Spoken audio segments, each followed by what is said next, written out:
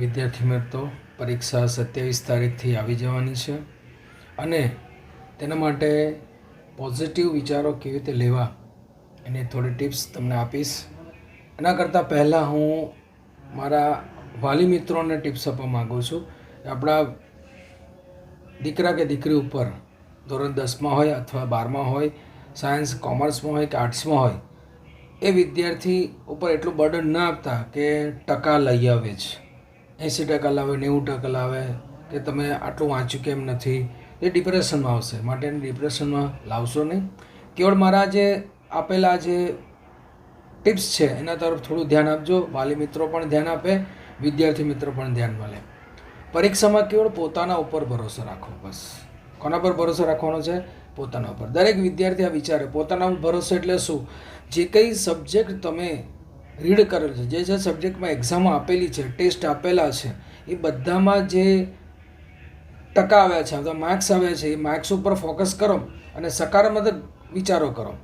મનને કેવળ સકારાત્મક વિચારો આપો કે મને આવડે જ છે, મને આવડવાનું જ છે. તો આપણે એ ધ્યાન રાખવું છે. દરેક મારા વિદ્યાર્થી મિત્રો અને વાલીઓને પણ ખાસ કે આપના બાળકને ડિપ્રેશનમાં ન આવે માટે એના પર બર્ડન મૂકતા નહીં કે વધારે જ ટકા લઈ આવે. એ ટકા જેટલા લાવશે એ સારા જ હશે અને એનાથી જ આગળ જવાશે. તો એ ધ્યાનમાં લેવું.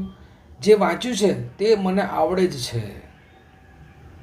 એવું વિચાર કરો અને એ જ આવવાનું છે, એ જ આવે છે એવો કોન્ફિડન્સ રાખો.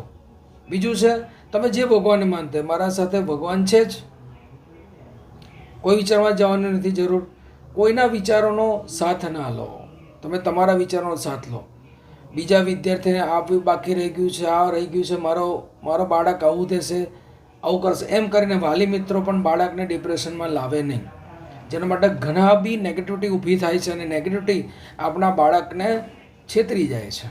મતલબ આપણો બાળક વધારે ટકા લાવે કે ન લાવે વિચારમાં જાય, પાસ થવો જોઈએ. બરાબર? એ ધ્યાનમાં થોડુંક લેવાનું છે આપણે. બરાબર? દરેક વિદ્યાર્થી મિત્ર ધ્યાનમાં લે. કોઈ પણ વિષયનું પુનરાવર્તન કરવા માટે કેવળ એક જ ખ્યાલ રાખો, મારું કાંઈ બાકી નથી. જ્યારે બીજા વિષય પર પુનરાવર્તન કરવા માટે હાથમાં લો છો ત્યારે આગલા વિષયનું શું બાકી છે તે વિચાર કાઢી નાખો. દરેક વિદ્યાર્થી મિત્રો આના તરફ ખૂબ ફોકસ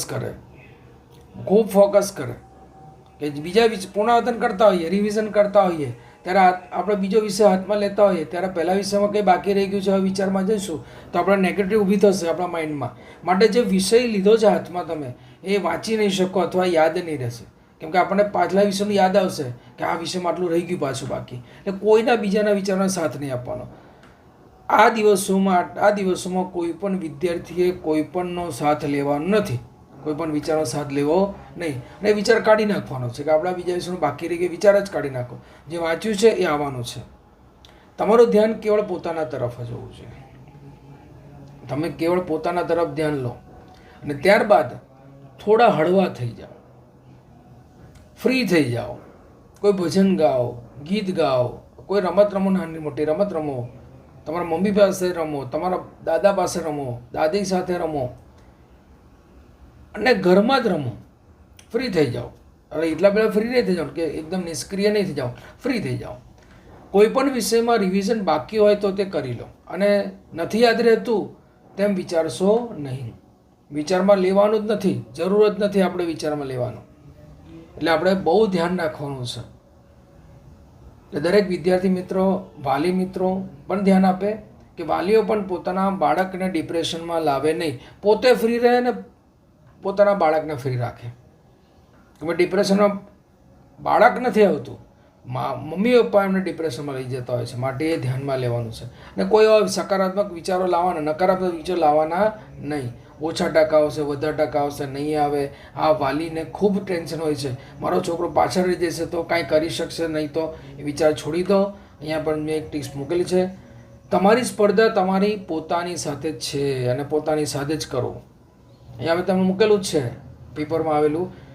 આ ભાઈ છે તે તુષારભાઈ સુમેરા છે, કલેક્ટર છે ભરૂચના. તમે વિચાર કરો, ધોરણ 10માં મુખ્ય વિષયમાં 35 ગુણ હતા, પરંતુ હું મારામાં રહેલી ક્ષમતાને ઓળખતો હતો.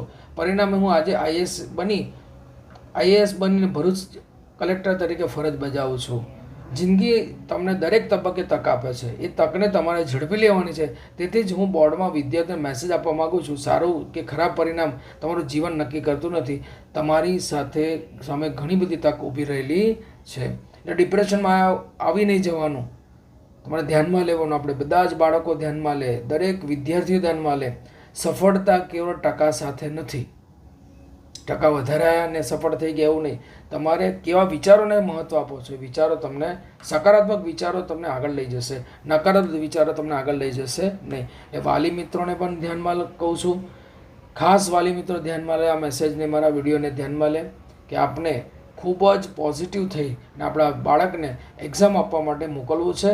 ફ્રી થઈને એક્ઝામ માટે મોકલવો છે, ભગવાનનું નામ લઈને મોકલવો છે. બરાબર, આપણે આગળ લેવાનું છે.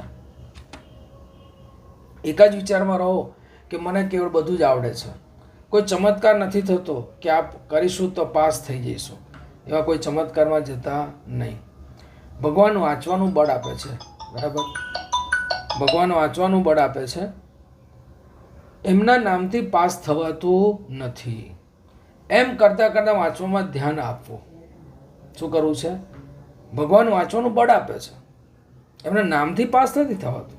હો ભગવાન છે, પાસ કરી દેશે, એમનું નામ લેશે, પાસ થઈ જશું, એવા નકારાત્મક વિચારોમાં જવાનું નથી. પોઝિટિવ સકારાત્મક વિચારો જે ભગવાન મને બળ આપશે, મેં જે વાંચ્યું છે તે જ આવવાનું છે, અને મેં જે લખ્યું છે, મેં જે સમજ્યો છું એ જ આવવાનું છે. આવા વિચારો મારો. દરેક વિષયમાં પેપર આપવા જતાં પહેલાં તમે જે ભગવાનને માનતા હોવ તેમને સામે 2-5 મિનિટ બેસીને ધ્યાનમાં બેસો. બસ 2-5 મિનિટ ધ્યાનમાં બેસી દરરોજ.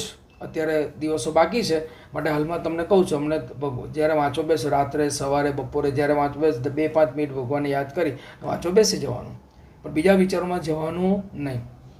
દરેક વાલી મિત્રોને પણ યાદ કરું છું કે તમે તમારા દીકરા દીકરીઓને ધોરણ 10માં હોય, 12માં હોય, સાયન્સમાં હોય, કોમર્સમાં હોય, આર્ટ્સમાં હોય કે ક્યાં, દરેક પરીક્ષા પાસ કરવાની છે.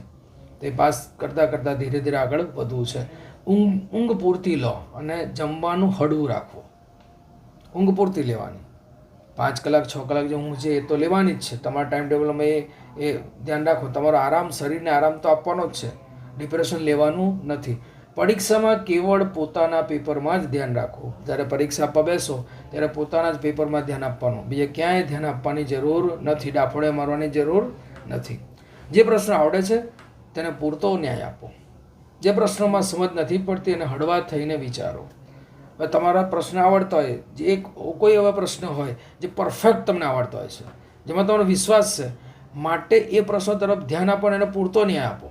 એ પરફેક્ટ લખતા શીખો. બીજા નથી આવડતા એ વિચારવાની જરૂર નથી. પછી હળવા થઈને લખાઈ જાય, ત્યારબાદ હળવા થઈ અને પછી તમારે વિચારો લેવાના છે. તમે આખો દિવસ શું વાંચ્યું છે, આખો વર્ષ શું વાંચ્યું છે, એનું ધ્યાન રાખવાનું. અને બીજું આપણે જોઈએ તો ઘણા બધા એવા ઉદાહરણો છે આપણા દેશમાં. આપણા વડાપ્રધાન છે નરેન્દ્ર મોદી સાહેબ, આપણા વડાપ્રધાન છે, ચા વેચતા હતા. ક્યાં એ એટલું બધું ભણેલા હતા? ક્યાં એ 50%, 100% લાવ્યા હતા? એ આપણને ખબર જ છે. એમના વડે કાર્યક્રમ હતો પરીક્ષા પે ચર્ચાના કાર્યક્રમમાં, તમે જોયું જ હશે. ન જોયું તો ફરીથી જોઈ લેજો, યુટ્યુબ હોય છે, એનું 2-5 મિનિટ કાઢીને જોઈ લેજો. પછી બિલ ગેટ્સ છે. બિલ ગેટ્સ તો કોલેજમાં જ નહોતા ગયા, તો પણ અત્યારે દુનિયાના ટોપ મોસ્ટ સફળ બિઝનેસમેન છે, આપણને ખ્યાલ છે. ધીરુભાઈ અંબાણી આપણા દેશના જ છે, તો એ પણ ક્યાં ભણવા એટલું ભણેલા છે. રતન ટાટા એ પણ ટકા હતા. ટકા હતા, તે સફળ થાય એમ નથી. એમની પર ટકા 100% હતા, 90% લઈ આવ્યા હતા અને સફળ થઈ ગયા એવું થાય નહીં. માટે આપણે ધ્યાનથી આ વિડીયોને, નાનો વિડીયો છે પરંતુ ખૂબ જ નાનામાં તમને સંપૂર્ણ સમજી શકો એવું છે, એના તરફ ધ્યાન આપજો. તમે બધા જ વિદ્યાર્થીઓ, મારા જેટલા વિદ્યાર્થી, બધાને નમ્ર વિનંતી છે, કોઈ પણ નેગેટિવ વિચારમાં જતા નહીં. અને વાલી મિત્રોને તો ખાસ ધ્યાન રાખો, ખાસ ધ્યાન રાખો કે આપ સૌ તમારા દીકરા દીકરીને એવા ડિપ્રેશનમાં ના લઈ જતા, એવા કમ્પેરિઝન ના કરાવતા, એકબીજાની કમ્પેરિઝન ન કરાવતા, જેને લઈને તમારું છોકરું, તમારું બાળક એ કોઈ ડિપ્રેશનમાં જતા રહે, એ ન થાય એનું ધ્યાન આપણે આપવું છે. એટલે આ મારા વિડીયોને ખૂબ જ ધ્યાનથી જોજો, સાંભળજો, એક વખત સાંભળી લેજો અને ત્યારબાદ તમે એક્ઝામ આપવા જજો. તે જ મારી વિનંતી છે. સૌને મારા બેસ્ટ ઓફ લક છે. બરાબર, આવજો.